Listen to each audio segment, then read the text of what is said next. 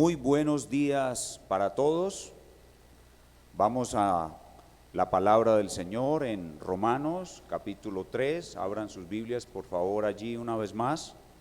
Romanos capítulo 3, versículos 21 al 27. Romanos 3, 21 al 27. Vamos a leer la palabra de Dios. Esta es la palabra de Dios. Pero ahora, aparte de la ley, se ha manifestado la justicia de Dios, testificada por la ley y por los profetas. La justicia de Dios por medio de la fe en Jesucristo, para todos los que creen en Él, porque no hay diferencia, por cuanto todos pecaron y están destituidos de la gloria de Dios, siendo justificados gratuitamente por su gracia, mediante la redención que es en Cristo Jesús, a quien Dios puso como propiciación por medio de la fe en su sangre, para manifestar su justicia, a causa de haber pasado por alto en su paciencia los pecados pasados, con la mira de manifestar en este tiempo su justicia, a fin de que Él sea el justo y el que justifica al que es de la fe de Jesús. ¿Dónde pues está la jactancia? Queda excluida. ¿Por cuál ley? ¿Por la de las obras? No, sino por la ley de la fe. El apóstol Pablo ha terminado su enseñanza en esta gran e importante sección que va desde el capítulo 1:18 a 3:20. Se puede decir con seguridad que esta sección es lo más importante del Evangelio, de la carta a los Romanos y de la Biblia. Si no entendemos bien la mala noticia del estado en que se encuentra el hombre, no podremos entender la buena noticia de su gloriosa salvación. La mala noticia de que la humanidad está bajo la ira de Dios, en un estado de depravación total y completamente culpable, con la seguridad de que una ira de Dios les vendrá pronto, es absolutamente necesario entender eso para poder entender la salvación que Dios da. Al terminar esta maravillosa sección e importantísima sección, Pablo retoma su enseñanza sobre lo único que puede librar al hombre de ese estado, la justicia de Dios, la cual es la justicia que proviene de Dios, no la que el hombre logra en un intento por obedecer la ley, sino la que Dios regala. Él la logró por medio de su Hijo y la regala por medio de su Hijo a todos los que creen en Él. Recordemos ese tema que Pablo mencionó, comenzó en el capítulo 1 y que ahora retoma. Vayan conmigo por un momento al capítulo 1, versículo 17. Dice 1:17, porque en el Evangelio la justicia de Dios se revela por fe y para fe, como está escrito, mas el justo por la fe vivirá. Ahí introduce la justicia de Dios, no la justicia de Dios como atributo de Dios, sino la justicia de Dios que es una obra de Dios para poder salvar al pecador.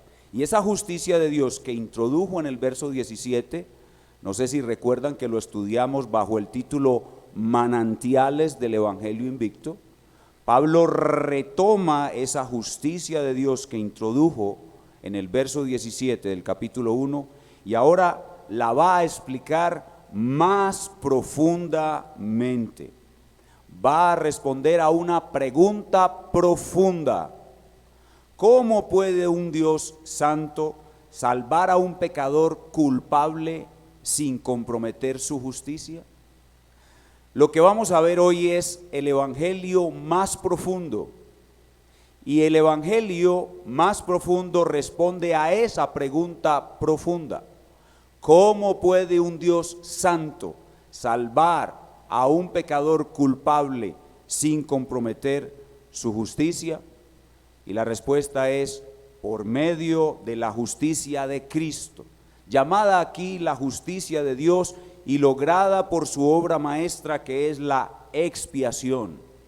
Es decir, expiación en la muerte sustitutiva de Cristo, que cancela la deuda penal adquirida por la ley, que el pecador sustituido tiene con la justicia de Dios y le asegura una salvación perfecta. Ese es el tema de nuestro texto. El tema es la profundización. Es una descripción profunda de la justicia de Dios que salva a una nueva humanidad de la ira de Dios. Ese es el tema del pasaje. Es una profundización en la justicia de Dios que salva a una nueva humanidad de la ira de Dios. Y esto es lo que hace tan única la carta a los romanos, su profundización del evangelio. Y por eso el título con el cual vamos a exponer nuestro pasaje hoy es las profundidades del evangelio invicto. Las profundidades del evangelio invicto. Y en nuestro pasaje hay tres cosas que profundizan nuestro conocimiento de la justicia de Dios. La primera es su contraste. De la justicia de Dios hoy vamos a aprender más profundamente a través de su contraste con la justicia del hombre, que está entre los versos 21 al 27. En segundo lugar veremos su venganza de los pecados pasados, versículos 25 al 26.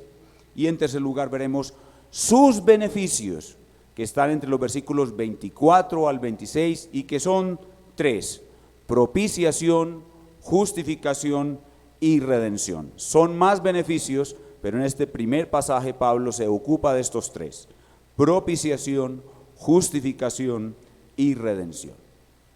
Tres cosas pues que nos ayudan a profundizar en el evangelio invicto: su contraste, su venganza y sus beneficios. Estamos ubicados en la máquina del tiempo en el siglo I, pero profundizar sobre el evangelio es necesario en todos los siglos y nosotros en el siglo XXI no somos la excepción.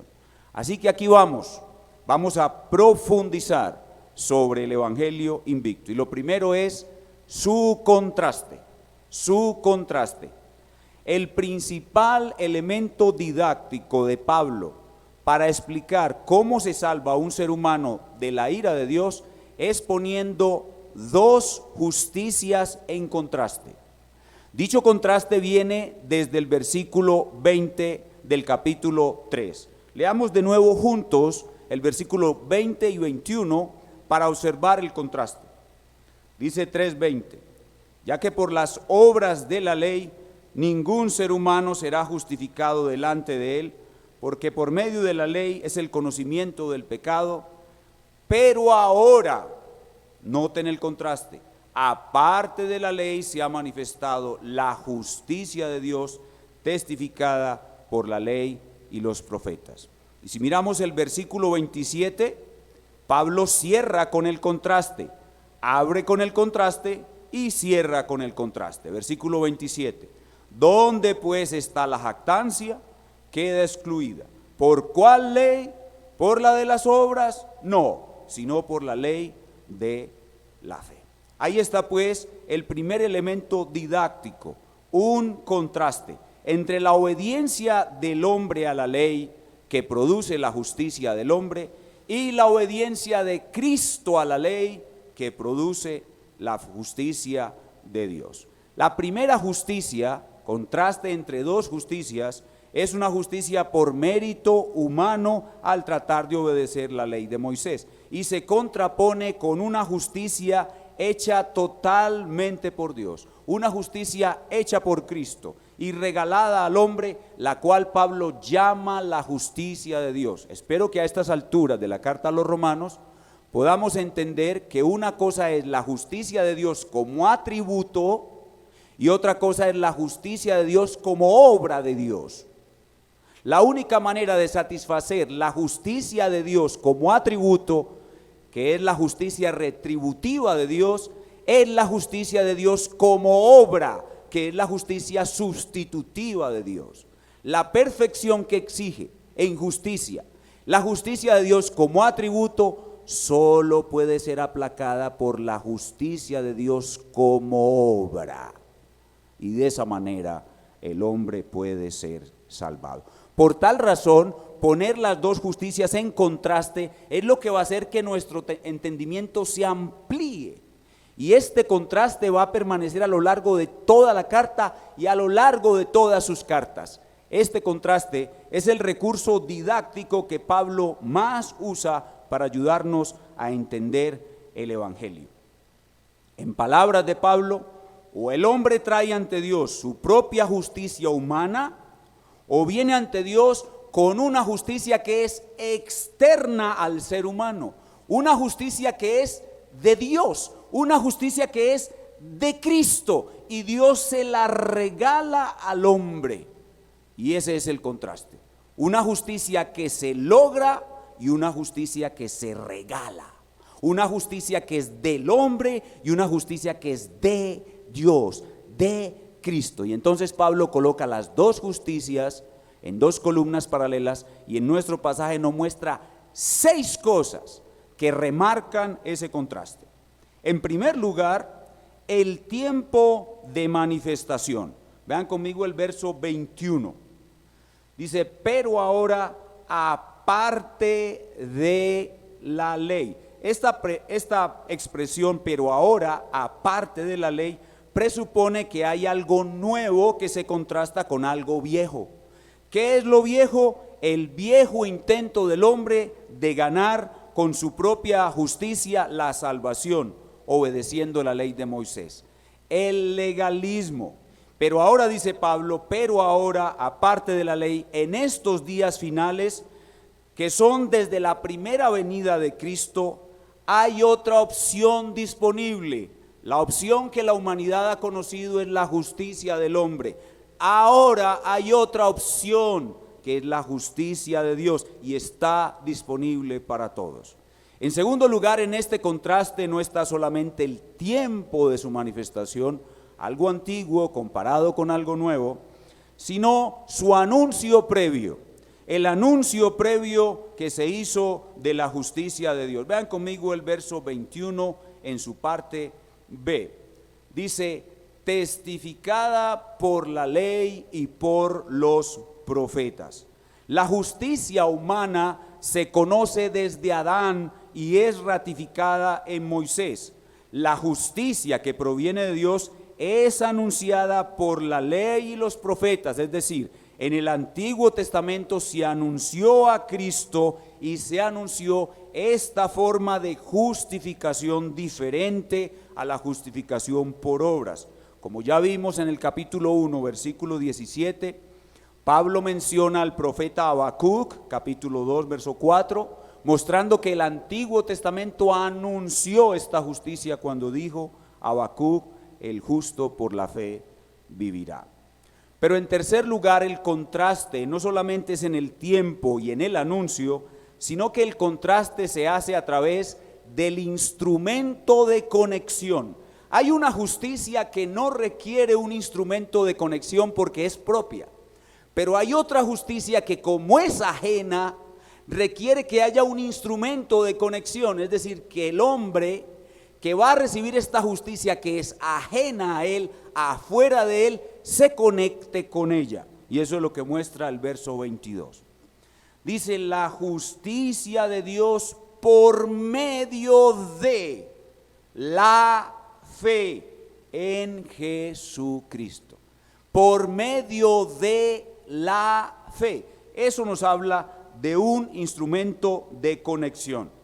La justicia del hombre no necesita instrumento de conexión porque es propia. Son los méritos del hombre. No necesita conectarse con nada. En cambio, la justicia de Dios son los méritos de otro. esa justicia está afuera del pecador, por tanto requiere un instrumento de conexión entre los dos. Y ese instrumento de conexión es la fe, la cual no es algo que el hombre tiene o algo que el hombre logra, sino que la fe es un regalo del mismo Dios. Dios da la justicia que salva y da el instrumento de conexión. Todo es gratuito. En cuarto lugar, el contraste no solamente es un asunto de tiempo, de anuncio y de instrumento, sino que el contraste es obvio, está también en el autor de la misma. Ahí mismo en el versículo 22 se nos muestra que la justicia es de Dios, justicia de Dios por medio de la fe en Jesucristo. El autor de esta justicia es Jesucristo, Dios por medio de Jesucristo. En cambio, el autor de la justicia humana es el hombre mismo. Así que Dios, por medio de su expiación, la obra maestra de Dios es la expiación, y por la fe en su sangre, como leemos en el versículo 25, a quien Dios puso como propiciación por medio de la fe en su sangre. Esa expresión en su sangre nos habla de la expiación. Expiación es un sustituto que derrama sangre. Esa obra maestra se recibe, se conecta con ella, el autor de ella es Jesucristo y se conecta con ella por medio de la fe. Pero en quinto lugar, ese contraste se aumenta aún cuando vemos el carácter esencial de ambas, que es tan diferente. El carácter esencial de ambas justicias es totalmente diferente.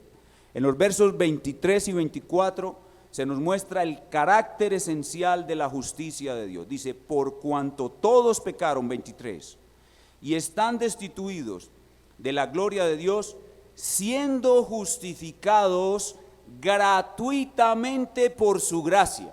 Quiero que noten ahí algo especial, una redundancia, es una figura del lenguaje. Gratuitamente por su gracia. ¿No les suena redundante? Bueno, el propósito de esa redundancia es remarcar la diferencia en el carácter esencial que hay entre la justicia humana y la justicia humana y la justicia de Dios. La justicia de Dios es gratuitamente por su gracia. En cambio, la justicia humana es esforzadamente por su mérito. El hombre esforzadamente por su mérito, Dios gratuitamente por su gracia. El carácter esencial de ambas es totalmente contrario. Y finalmente, un sexto elemento de contraste que está en nuestro pasaje es la exaltación que produce. La exaltación que produce. Al final, ¿a quién exalta cada una de estas justicias? El verso 26 nos cuenta claramente que la justicia de Dios solo puede exaltar a Dios. Verso 26 dice, con la mira de manifestar, anote con cuidado la palabra manifestar, con la mira de manifestar, de exaltar, de exhibir públicamente en este tiempo su justicia, y en este caso su justicia es el atributo de Dios, su justicia a fin de que Él sea el justo, el atributo de Dios, y el que justifica, que este es un resultado de la expiación, al que es de la fe en Jesús. Así que la justicia de Dios, ¿a quién exalta? Exalta a Dios. ¿Qué exalta de Dios? La justicia de Dios en Cristo, la justicia que se logró en la cruz, la expiación exalta de Dios su justicia y su gracia. La justicia de Dios declara que Dios es justo y también muestra su gracia. Y de este pasaje nosotros podemos entender por qué los grandes estandartes de la Reforma protestante del siglo XVI se promulgaron con tanta fuerza. Porque este pasaje está en el corazón de la carta a los romanos y este pasaje se puede resumir en estas frases cortas. ¿cómo puede un Dios santo salvar a un pecador culpable sin comprometer su justicia? Y la respuesta es, diciendo lo que se dijo en la Reforma: solo Cristo, por sola gracia, por medio de la fe sola y solo para la gloria de Dios. Eso está aquí en este pasaje, los grandes estandartes de la Reforma, el verdadero evangelio de la gracia de Dios, que comienza con la sección anterior, la culpabilidad del hombre, la depravación total humana, la ira de Dios sobre una raza humana depravada. Solo Cristo, solo por gracia, solo por medio de la fe y solo para la gloria de Dios. Todo eso está en este contraste que acabamos de presentar. Entonces, la primera forma de profundizar en el Evangelio Invicto es notando este contraste entre la justicia humana y la justicia de Dios en Cristo. Pero hay un segundo punto en el cual podemos entender más profundamente el Evangelio, y es observando su venganza de los pecados pasados, lo cual vemos en los versículos 25 y 26.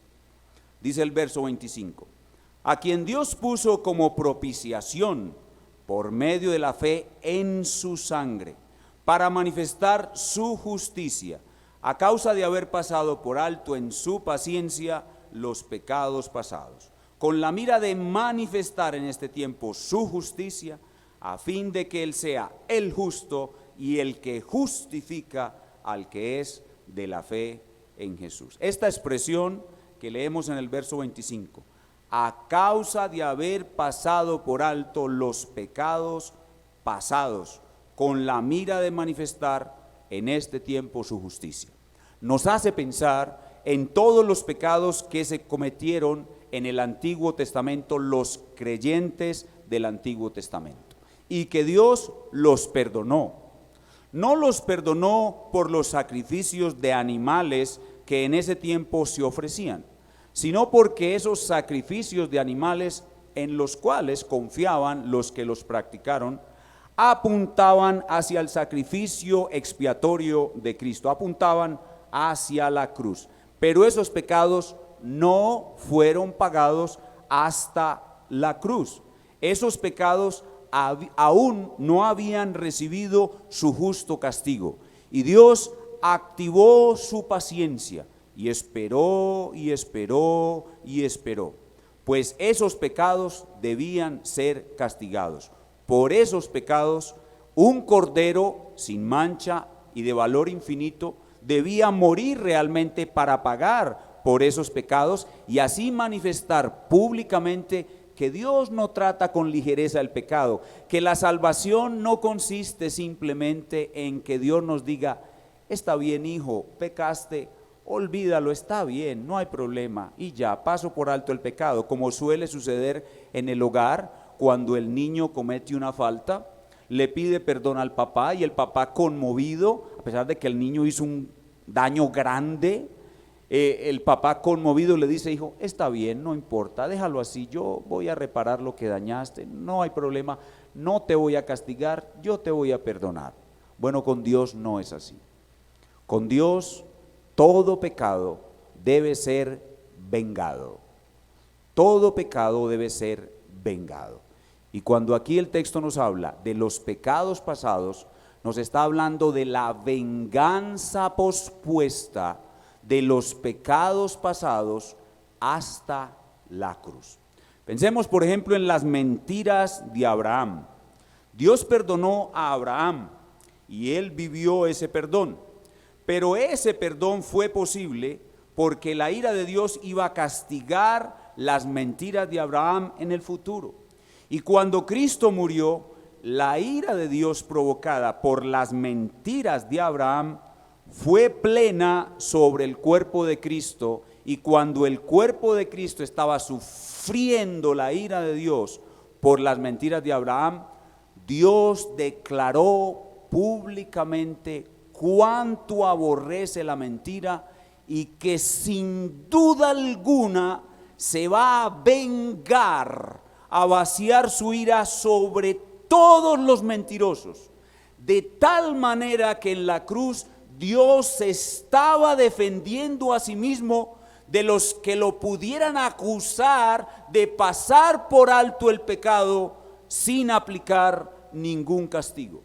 Pero ahora viene en la cruz la venganza de Dios. Los hombres podrían criticar a Dios por no castigar las mentiras de Abraham en el tiempo que fueron cometidas. Alguien podría dudar de que Dios fuese realmente justo durante todo ese tiempo, entre las mentiras de Abraham y la cruz. Pero en la cruz Dios muestra cuánto odia la mentira y cuánto se va a vengar, con cuánta ira de todos los mentirosos. Y los únicos que podrán comprender el sufrimiento de Jesús por las mentiras de los que Él salvó son todos los mentirosos que irán al infierno y recibirán la misma venganza, la misma ira de Dios. De tal manera que Dios en la cruz se está defendiendo de acusaciones en las cuales se podría dudar de que Él no es justo. Por eso dice, para manifestar en este tiempo su justicia.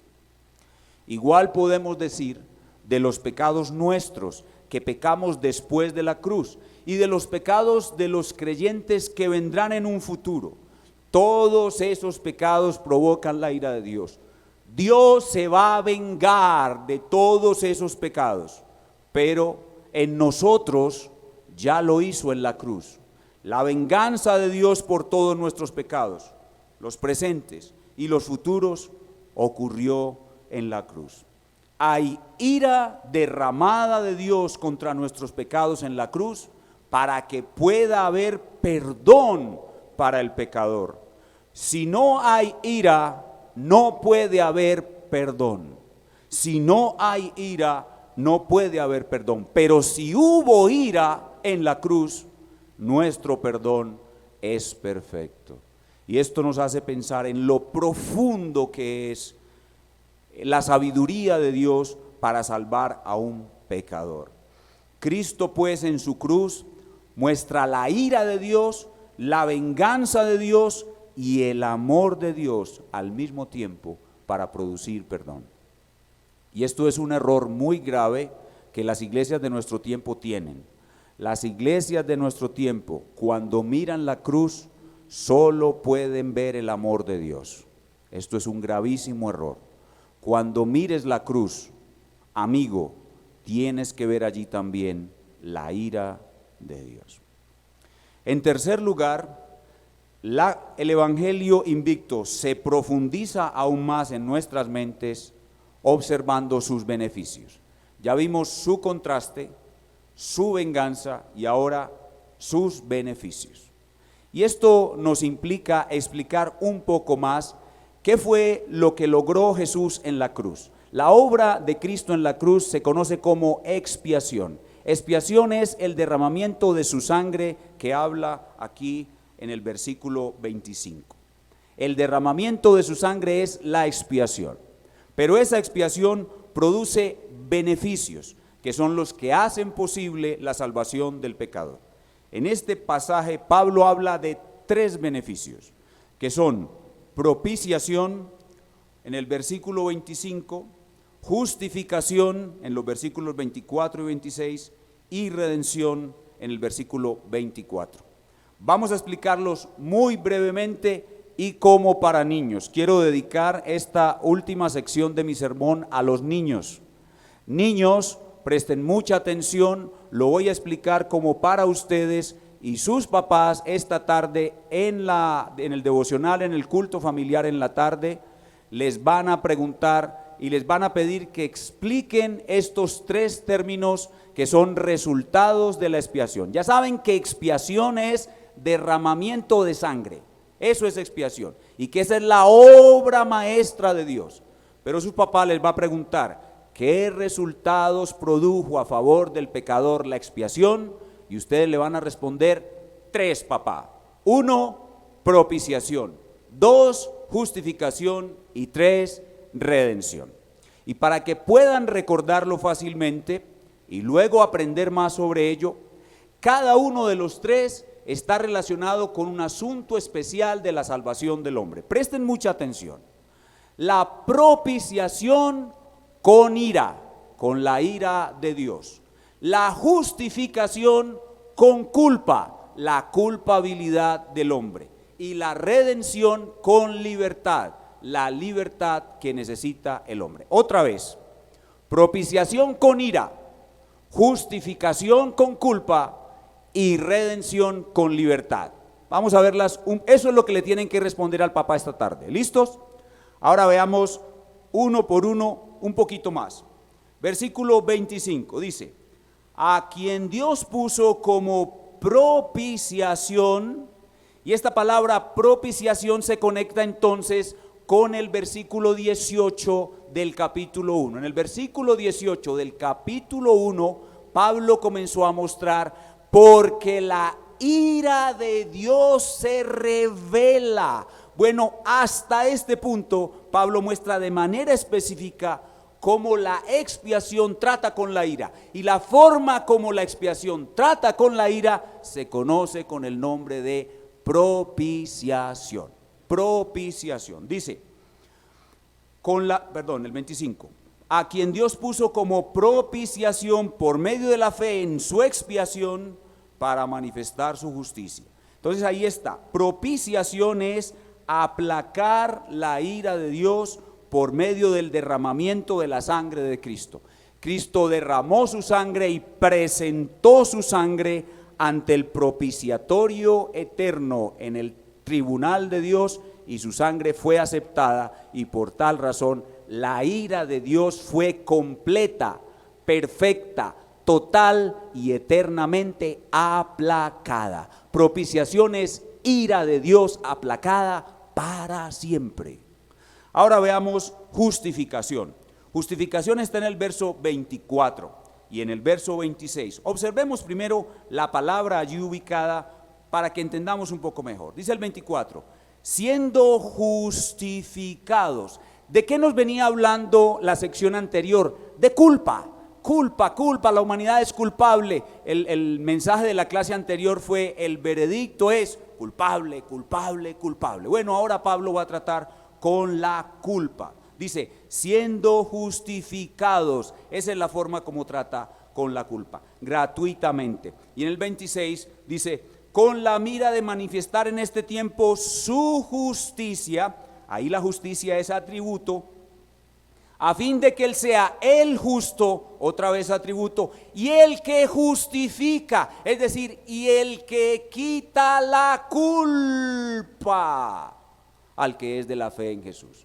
Así que la justificación es la culpa del hombre es quitada, pues otro Cristo fue declarado culpable en su lugar, y ahora el que se conecta con Cristo por medio de la fe recibe una sentencia judicial. La justificación es estar parado delante de un juez. Hay un fiscal que nos acusa, que es la ley. El juez mira la ley, el juez mira a Cristo, el juez mira la conexión que hay entre Cristo y el culpable, observa la obra de Cristo, observa la sangre de Cristo, y con su martillo, con su mallete sobre el madero dice, lo declaro absuelto, es decir, sin culpa. Y eso es lo que significa justificación.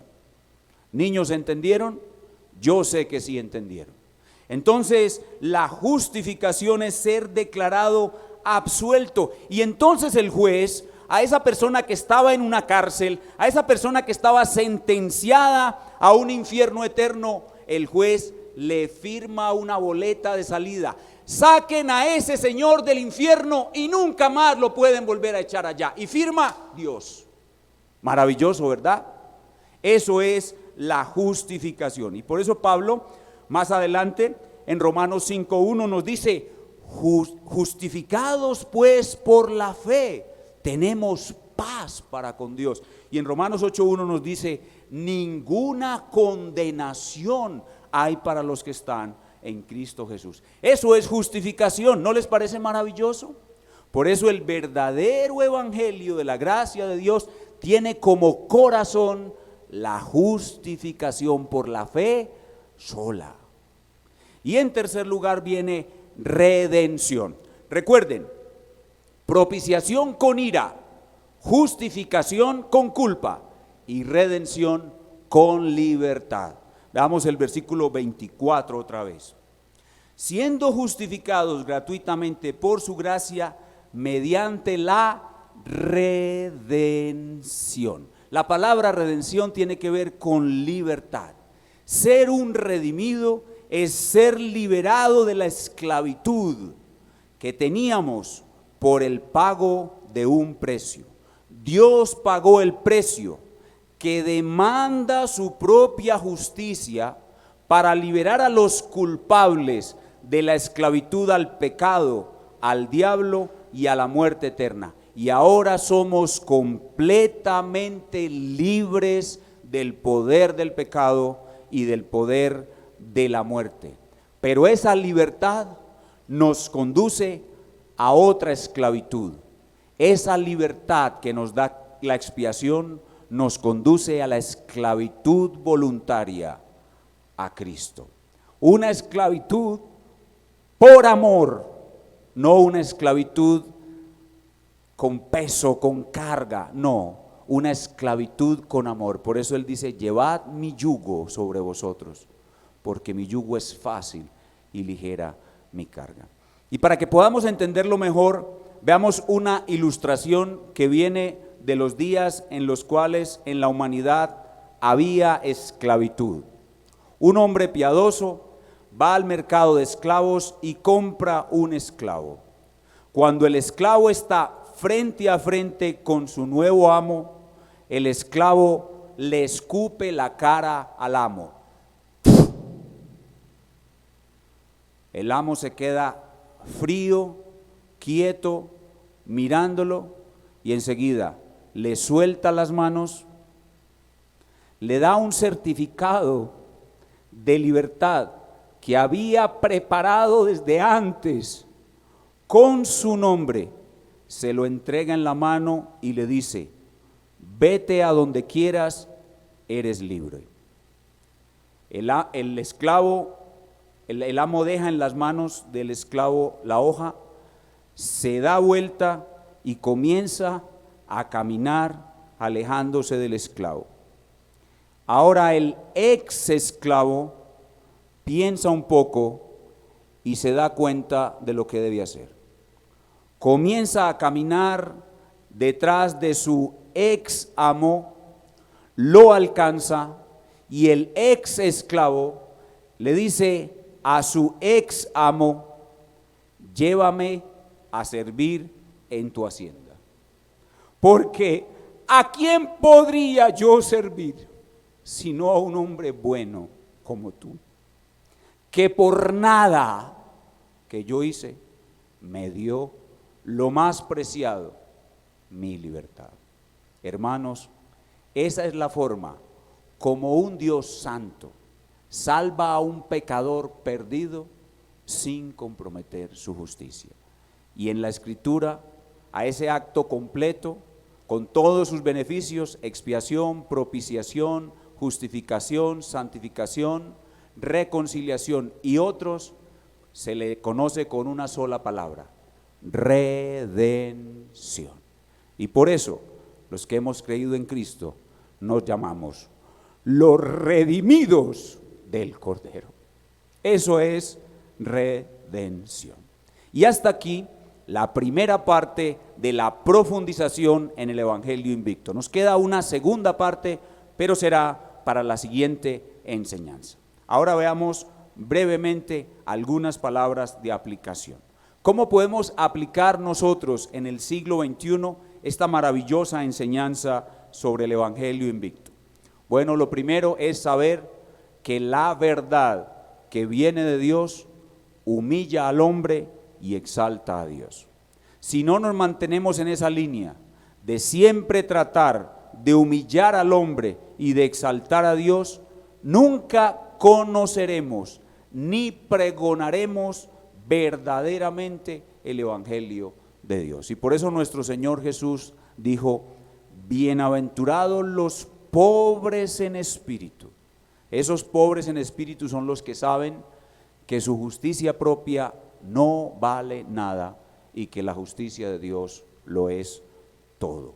Bienaventurados los pobres en espíritu. Así que en nuestra vida, de aquí en adelante, nuestro compromiso sea siempre humillar al hombre y exaltar a Dios. Y eso nos lleva a reconocer la diferencia entre la verdadera religión y la falsa religión.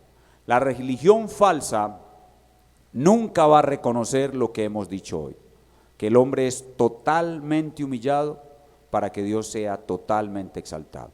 La religión falsa, cualquiera que sea, siempre va a presentar por alguna parte los méritos del hombre. Si a usted le presenta un sistema que busca explicar a Dios, su persona, su obra, su plan, en el cual Dios no es exaltado y el hombre humillado, aléjese porque está en un engaño. Y finalmente, esta enseñanza más profunda del Evangelio invicto nos lleva necesariamente a la seguridad de la salvación. La expiación, la sangre de Jesús derramada, la expiación, de manera perfecta y eficaz, quita la ira de Dios y eso asegura seguridad de salvación.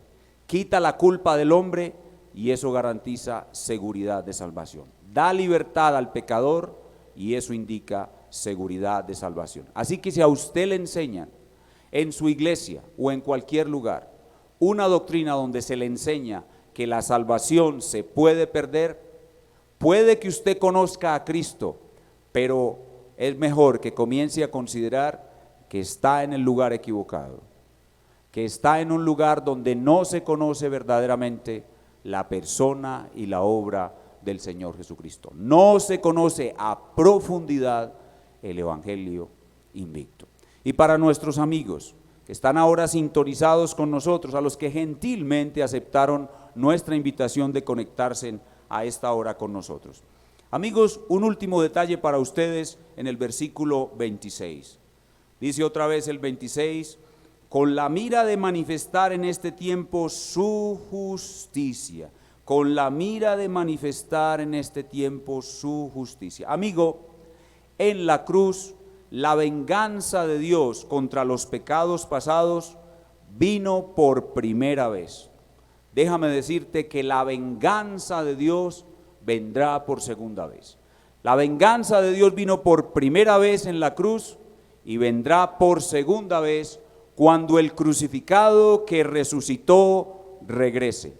Y cuando el crucificado que resucitó regrese para aplicar sobre los hombres la venganza de Dios, esa venganza la recibirás sobre tu cuerpo y sobre tu alma por toda la eternidad. Lo mismo que Cristo padeció en la cruz, recibiendo la ira de Dios sobre su cuerpo y sobre su alma, lo recibirás tú en el infierno eternamente. A no ser que reconozcas que la venganza de Dios vino sobre la cruz por primera vez y creas en esa venganza de Dios por primera vez y en esa expiación perfecta por tus pecados, y de esa manera te libras de la segunda venganza de Dios. La primera venganza fue sobre el cuerpo de Cristo.